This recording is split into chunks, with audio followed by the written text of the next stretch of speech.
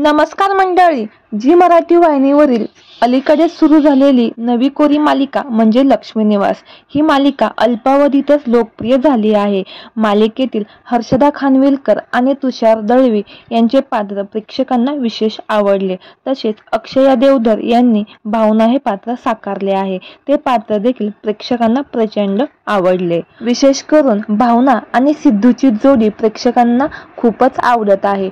तसेच मालिकेतील वीणा हे पात्र देखील प्रेक्षकांचे मन वेधून घेत आहे. वीणा हे पात्र अभिनेत्री मीनाक्षी राठोड यांनी साकारले आहे. याआधी देखील त्यांनी सुख म्हणजे नक्की काय असतं या मालिकेत देवकी हे नकारात्मक पात्र साकारले होते आणि या पात्रामुळेच ते घराघरात जाऊन पोहोचले. सध्या त्या लक्ष्मी निवास या मालिकेत वीणा हे पात्र साकारत आहे. ते देखील प्रेक्षकांना प्रचंड आवडत आहे.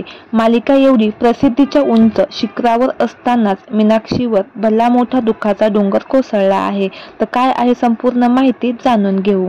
तत्पूर्वी आपल्या सफर ताऱ्यांची या चॅनेलला अजून तरी सबस्क्राईब केलं नसेल तर नक्की करा, जेणेकरून मनोरंजन विश्वातील अशाच ताज्या घडामोडी सगळ्यात आधी तुमच्यापर्यंत पोहोचतील.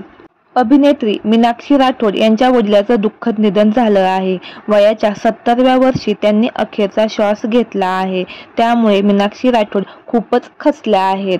बाबा, आज तुम्ही हे माझं सुख पाहण्यास हवे होते, असं म्हणत मीनाक्षी राठोड यांनी आपल्या दुःखाचा बांध फोडला आहे.